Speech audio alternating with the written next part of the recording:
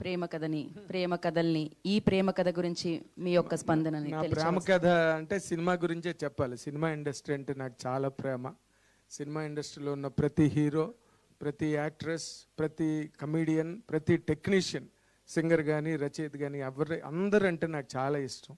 అందులో ఇప్పుడు నిన్న నైట్ 10:40 షోకి వెళ్ళా.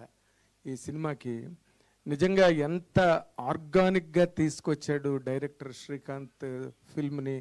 అండ్ ప్రతి actor, Harshith Reddy is really par excellence. అలాంటి క్యారెక్టరు ఒక కొత్త హీరోకి దొరకడం అన్నది ఒక అదృష్టం. అయితే దాన్ని అతను అంత బాగా పెర్ఫార్మ్ చేయగలగడం అన్నది అతని తాలూకా ఒక పెర్ఫార్మెన్స్ ఉండే ఒక మెరిట్ కింద చెప్పాలి. అంత బాగా చేశాడు. అంటే he's useful for any character అన్నది ఈ సినిమాలో క్యారెక్టర్ ద్వారా ప్రూవ్ అయింది. ఒక అబ్బాయి పేరేంటో నాకు తెలీదు, చాలా నర్సింగ్, చాలా సీరియస్ ఎమోషన్ని చాలా బాగా యాక్ట్ చేశారు. ఆ లావుపట్ అబ్బాయి అండ్ ఎవ్రీబడి అసలు ఎంత బాగుందో సినిమా అనిపించింది. కాకపోతే ఇంటర్వ్యూల వరకు కొంచెం ఏంటారా బాబు ఈ సినిమా మామూలుగా రెగ్యులర్గా ఉంది, ఈ సినిమాలో గొప్పతనం ఎందుకు ఏంటి, మా అబ్బాయి చాలా బాగుంది చూడు అని నాకు చెప్తే చచ్చినట్టు రాత్రి 10:40 షోకి వెళ్ళాను. రాత్రి ఇంటికి వచ్చేసరికి 2:30 అయింది. అయినప్పటికీ ఇంటర్వ్యూల వరకు అదలా నడుస్తున్న కథని అమ్మాయి కాబోసు ఫ్రెండ్ వేషం, హీరోయిన్ వేషం, ఫ్రెండ్ వేషం. ఈ అమ్మాయి ఎందుకు ఓవర్గా రియాక్ట్ అయిపోయి మధ్యలోకి వచ్చేసి నువ్వు ప్రేమించాయని చెప్పి తనకలాడుతుంది పిల్ల, ఎందుకు అంత పాకులాడుతోంది అనిపించి చిన్న ఎక్సెస్ అయిన టైంలో ఇంటర్వ్యూల పాయింట్ దగ్గరికి వచ్చాక ఒక్కసారి గుండె ఒక్కసారి ఆగినంత ఒక ఫీలింగు, ఒక స్టన్నింగ్ ఎక్స్పీరియన్సు ఆ షాట్ దగ్గర. నిజంగా great moment in the film అది ఆ సినిమా. అప్పుడు మీ క్యారెక్టర్ నాకు అర్థమైంది.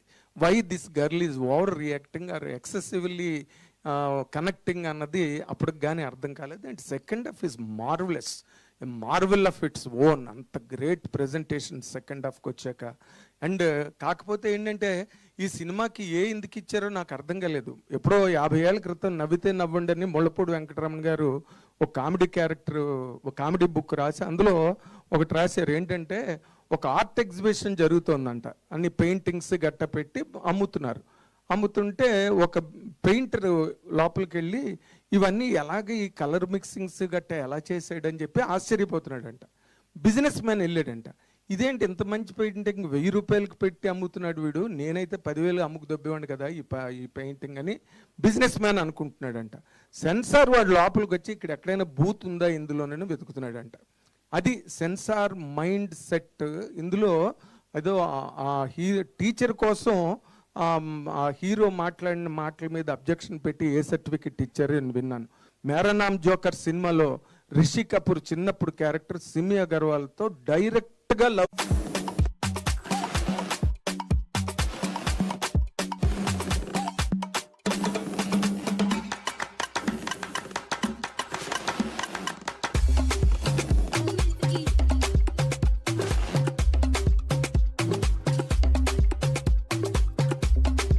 ఉన్న దానిలో ఈ కుర్రాళ్ళకి ఎంత ఎనర్జీ ఇచ్చాడంటే నిజంగా జీవన్ అంటే అలాంటి యాక్టర్స్ ఎందుకు ఉపయోగపడతారా సినిమాలో అన్నది నిన్న సినిమా చూసాక నాకు బాగా అర్థమైంది. అండ్ మోర్ ఇంపార్టెంట్లీ ఈ సినిమాని నిర్మాతలకు నేను చేసే విజ్ఞప్తి ఏంటంటే ఈ సినిమాని మీరు కొత్త పోస్టర్ లేండి విజ్ఞప్తి అని చెప్పి. అది ఏంటంటే అమ్మాయిల పైన ప్రేమ పేరుతో అత్యాచారం చేసేవాళ్ళు, ప్రేమ పేరుతో ఉమెన్ ట్రాఫికింగ్ పాల్పడుతున్న వాళ్ళు, ప్రేమ పేరుతో లోబరుచుకుని వీడియోలు తీసి ట్రోల్ చేసి వాళ్ళని భయానకమైన జీవన స్థితిలోకి నెడుతున్న వాళ్ళకి, అలాంటి దుర్మార్గులందరికీ ఈ సినిమాని ఉత్తినే ఫ్రీగా షో వేసి చూపించండి. ఒక అమ్మాయి కోసం, కాళ్ళు లేని అమ్మాయి కోసం ఆ కుర్రాడు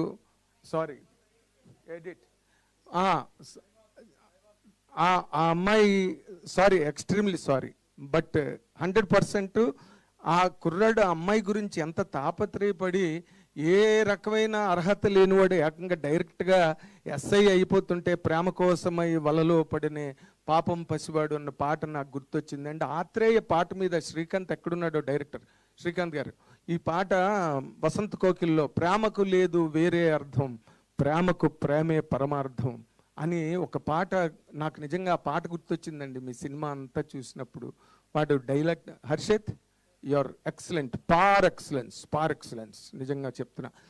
నీతో ఎటువంటి క్యారెక్టర్ అయినా ఏ డైరెక్టర్ రాసుకున్నా సరే నువ్వు పండించగలిగినంత అద్భుతమైన మెరిట్ నీలో ఉంది, నిజంగా చెప్తున్నా. You have proved it. Srikanth అంత గొప్ప క్యారెక్టర్ రాశాడు. అండ్ నిర్మాతలుగా మీకు నేను నిజంగా అభినందనలు తెలియజేస్తున్నానండి. ఎందుకంటే దీంట్లో ఏ రకమైన కమర్షియల్ హై లేదు. అంటే విలన్స్ కొట్టడాలు, లేకపోతే ఎగిరెగిరి తన్నడాలు, అవన్నీ కమర్షియల్ థియేటర్కి చాలా ఇంపార్టెంట్ మూమెంట్స్ అండ్ హైస్.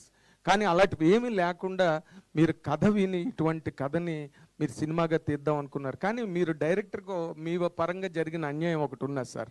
మీ పేరు 1 minute. వాసుదేవ్ గారు, మీ పరంగా నేను డైరెక్టర్కి ఒక అన్యాయం జరిగింది. ఏంటంటే ఇలాంటి కథలు విన్నప్పుడు నాతో మారుతి గారు ఒక కథ విని తుంబాడు లాంటి కథ అని నేను చెప్తే, అప్పుడు మనం మలయాళంలో తీసేద్దాం సార్, ఇది మలయాళంలో హిట్ అవుద్ది, ఇది అప్పుడు తెలుగులో కూడా మంచి క్రేజ్ వస్తుందని అన్నారు నాతో ఆయన. అలాగా మీరు దీన్ని మలయాళంలో తీసుంటే డైరెక్టర్ శ్రీకాంత్కి సరిగ్గా నిజమైన న్యాయం జరిగి ఉండేదండి. అక్కడ సూపర్ హిట్ అవుతుంది, అప్పుడు ఇక్కడ మన తెలుగుకి మంచి క్రేజ్ వస్తుంది, మంచి రేట్ వస్తుంది. మీరు సబ్ టైటిల్స్ వేసినా పర్వాలేదు, మలయాళంలో రిలీజ్ చేసినా పర్వాలేదు, మేము అందరం చూస్తాం. ఆ రకంగా మాత్రం శ్రీకాంత్కి మీ వల్ల జరిగిన అన్యాయాన్ని కనీసం నెక్స్ట్ పిక్చర్కైనా మీరు సరిదిద్దుకోవాలి. అండ్ మోర్ ఇంపార్టెంట్లీ, ఇప్పుడే మా మన్నయ్య రాజేష్ అంటున్నాడు నా పక్కన కూర్చుని, సార్ లవ్వు సాక్రిఫైజు ఇవన్నీ ఓకే సార్, బట్ తండ్రి మీద సెంటిమెంట్ అంత అద్భుతంగా పండించారని నాకు వచ్చిన ఆలోచన.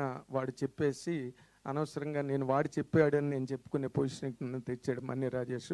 అది నాకు రాత్రి నుంచి కదులుతోంది. అదుర్సు రఘు ఎంత బాగా చేశాడో, ఎంతసేపు కామెడీ సీన్లు చేసే అదుర్సు రఘు ఎంత బ్రహ్మాండంగా, ఎంత హెవీగా డైలాగులు చెప్పాడో. నిజంగా ఇట్స్ ఎ గ్రేట్ ఎక్స్పీరియన్స్. ఇది ఇలాంటి సినిమాలు మిస్ అవ్వడం అంటే ఏంటంటే మన లైఫ్లో కొన్ని మంచి ఎక్స్పీరియన్సెస్ని మిస్ అయిపోతున్నట్టుగా నేనైతే మాత్రం ఫీల్ అవుతున్నాను.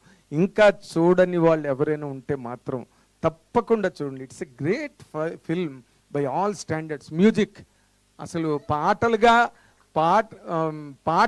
చెప్పడానికి ఒక పాట తెల్లపోరి సాంగ్ చాలా బాగుంది, థియేటర్లో ఎంగేజింగ్ ఉంది, బయట కూడా అది చాలా మంచి ట్రెండింగ్లోకి వెళ్ళింది. But RR is extraordinary. RR కనుక లేకపోతే ఈ ఇమోషన్స్ ఏవి పండి ఉండేవి కావు. అంత మంచి ఆర్ఆర్ చేసినందుకు I'm appreciating the music director and camera, editing, every part. దీనిలో వేలు పెట్టి చూపించడానికే ఈ సినిమాలో ఏమీ లేదు. ఒక్కటే దీని మీద వేలు పెట్టి చూపించడానికి ఒక్కటే మిగిలింది, అది తెలుగులో రావడమే పొరపాటు. Thank you very much. అసలు నాగేంద్ర కుమార్ గారు ఆయన స్టేజ్ మీద